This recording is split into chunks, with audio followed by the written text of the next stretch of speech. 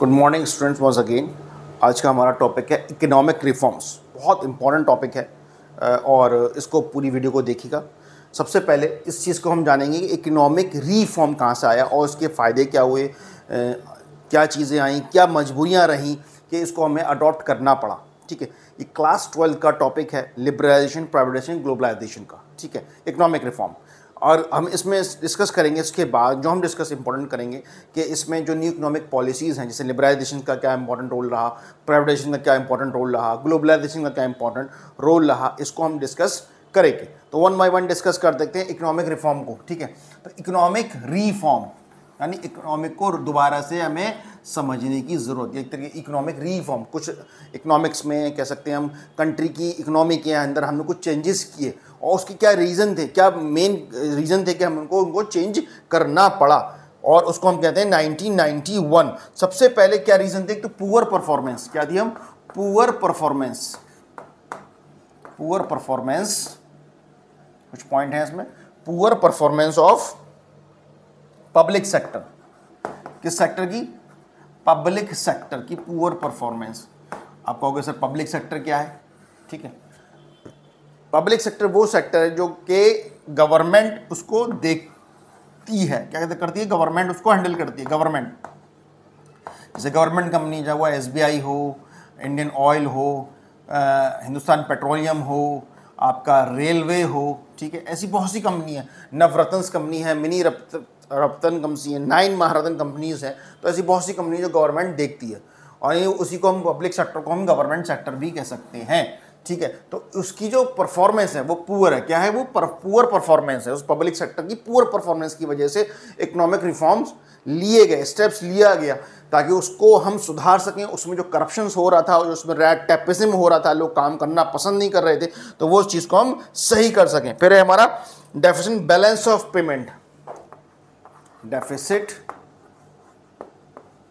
In balance of payment. देखो, अगर हम सीधे सीधे बैलेंस ऑफ पेमेंट की बात करेंगे कि भाई बैलेंस ऑफ पेमेंट होता क्या है, आप ये समझ लिए, जितना भी इकोनॉमिक ट्रांजैक्शन हो रहा है हमारे एक कंट्री का दूसरे कंट्री के साथ, उसका एक रिकॉर्ड होता है, उसे हम बैलेंस ऑफ पेमेंट कहते हैं। वो पैसे की फॉर्म में हो, गुड्स की फॉर्म में हो, और वो हमारा डेफिसिट हो रहा था, यानी हमारा जो बैलेंस ऑफ पेमेंट है वो कम हो रहा था। किसी कंट्री से हम बहुत ज़्यादा जो है सामान मंगा रहे थे और हम एक्सपोर्ट नहीं कर रहे थे, यानी हम इंपोर्ट कर रहे थे और हम एक्सपोर्ट नहीं कर रहे थे, तो डेफिसिट बहुत ज़्यादा हो गया था। यानी बाहर की करेंसी नहीं आ रही थी, हम जो है पूरी तरीके से बाहर की कंट्री पर डिपेंडेंट हो गए थे, जिसकी deficit of balance of payment. ठीक है, अब आते हैं नेक्स्ट पॉइंट के ऊपर, इन्फ्लेशन प्रेशर। क्या है? इन्फ्लेशनरी प्रेशर, महंगाई का प्रेशर। Inflationary pressure. ठीक है, अराउंड करीब 16% तक की चीज़ें महंगी हो गई थी।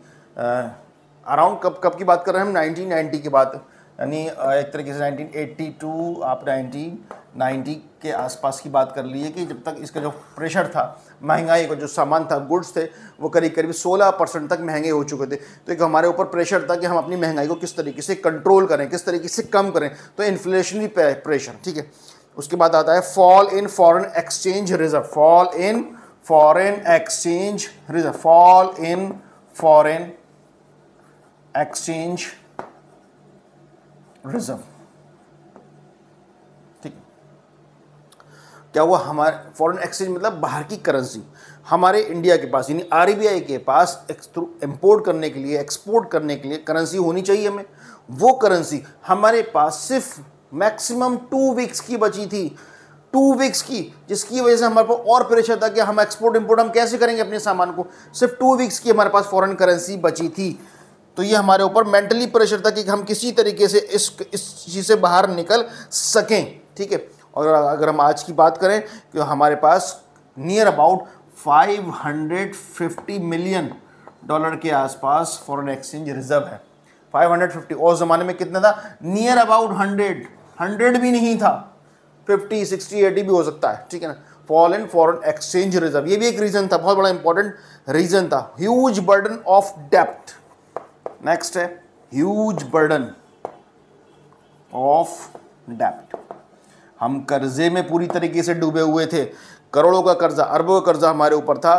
किसका? वर्ल्ड बैंक का, आप कह सकते हो। ठीक है, वर्ल्ड बैंक का, IMF का, ठीक है, इन सब का कर्जा हमारे ऊपर बहुत ज़्यादा था। हमने बाहर के इंटरनेशनल बैंकों से पैसा ले रखा था, क्योंकि हमारा जो एक्सपेंडिचर था, जो हमारे गवर्नमेंट का जो खर्चा था, एक्सपेंडिचर था, वो ज़्यादा था।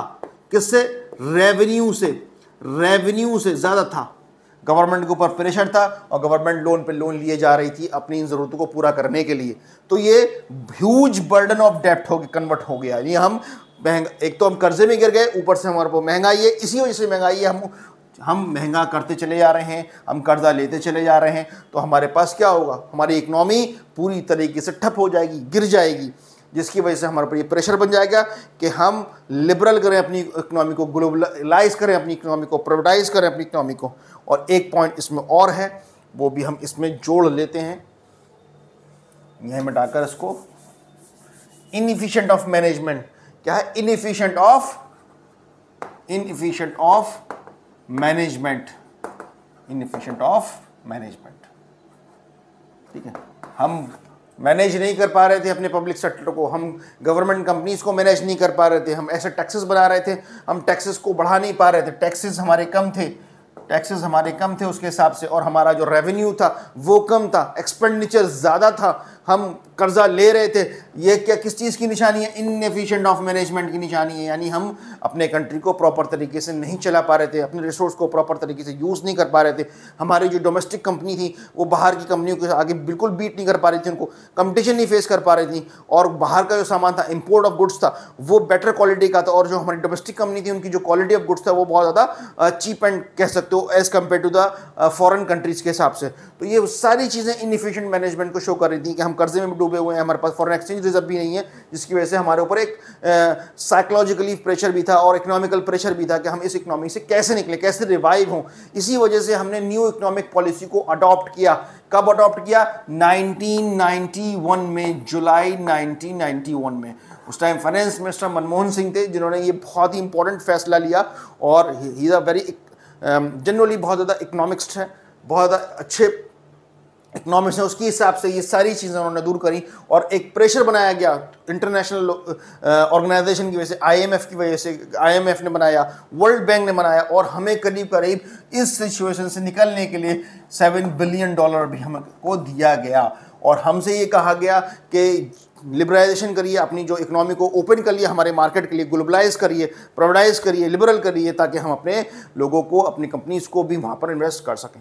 और हमारी इकोनॉमी फिर 1991 के बाद रिवाइव होना शुरू हो गई। तो ये कुछ इंपॉर्टेंट पॉइंट्स थे कि हमने क्यों अडॉप्ट की थी न्यू इकोनॉमिक पॉलिसीज़, और क्या क्या रीज़न थे इकोनॉमिक रिफॉर्म्स के। Thank you.